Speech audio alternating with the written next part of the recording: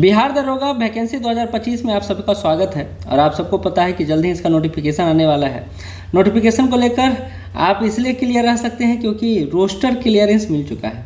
और दिव्यांगों को लेकर जो बात हो रहा था कि दिव्यांगों को बिहार दरोगा में आरक्षण मिलना चाहिए नहीं मिलना चाहिए, उसको लेकर बातें क्लियर हो चुकी हैं।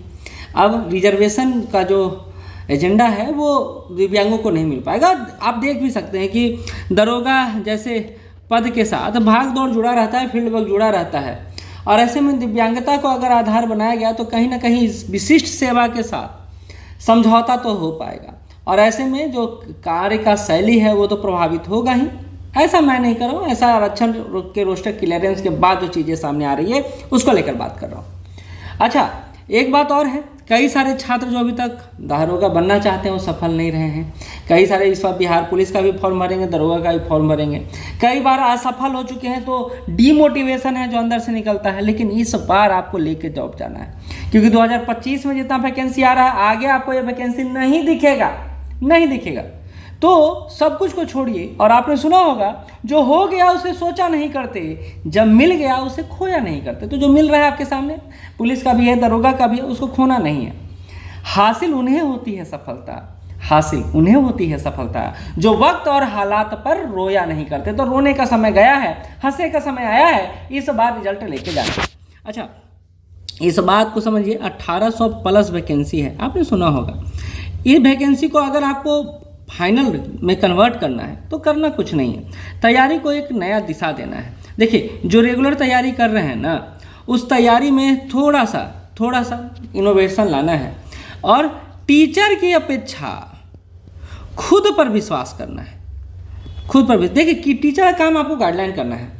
कई सारे टीचर ये बोल सकते हैं कि हम आपको अच्छा पढ़ा सकते हैं, आपका रिजल्ट दिलवा सकते हैं, लेकिन फाइनल रिजल्ट तो आप खुद ही दिलवाइएगा क्योंकि टीचर आपके लिए पढ़ नहीं सकता है। और अगर ऐसा होता तो एक टीचर के पास अगर 10,000 स्टूडेंट पढ़ते हैं तो क्या 10,000 का रिजल्ट क्लियर हो जाता है? तो ऐसा नहीं है, ऐसा बिल्कुल नहीं है। 10,000 का क्या मतलब, उनका परसेंटेज होता है 1 से 2 या 3% के आसपास ही रिजल्ट का होता है, उससे ज़्यादा नहीं होता है। यानी ये बात तो सत्य है कि टीचर आपका रिजल्ट नहीं दिलवा सकता है, रिजल्ट आप स्वयं दिलवा सकते हैं। तो अभी आपको क्या करना है, पहले तो आपको सिलेबस देखना है, सिलेबस के अकॉर्डिंग ट्रेंड को पकड़ना है और ट्रेंड को देखते हुए आगे का जो प्रोसीजर है, और वो प्रोसीजर है कि आप तैयारी करें सब्जेक्ट वाइज और ओवरऑल, और इसको टेस्ट में कन्वर्ट करें। यानी टेस्ट दें, पर डे टेस्ट दें, यूनिट वाइज टेस्ट दें, ये ज़्यादा अच्छा रहेगा। अगर आप सिलेबस को लेकर और अन्य बातों को लेकर एक वीडियो चाहते हैं तो नीचे कमेंट बॉक्स खुला हुआ है, बताइए, मैं एक वीडियो उस पर भी लाऊंगा। लेकिन आपके लिए गुड न्यूज़ अभी यही है कि 1800 प्लस वैकेंसी आपका आ रहा है और एक बहुत बड़ा अपॉर्चुनिटी आ रहा है जो 2026, 27, 28 में आपको देखने को नहीं मिलेगा। ये बात डिफरेंट मान के चलिए। फिर कुछ वैकेंसी आएगा, 500 आएगा, 600 आएगा, 800 आएगा, ऐसे करके वैकेंसी आएगा, लेकिन इतना बड़ा वैकेंसी आपको नहीं आएगा। तो क्या आप तैयार हैं या नहीं हैं, ये इस बात पर निर्भर करता है कि आपने दरोगा को तैयारी को लेकर क्या सोचा है। अगर सोचा है तो अगर आप पहले तैयार कर देखिए, 2 तरह के स्टूडेंट हैं, स्टूडेंट भी 2 तरह के हैं।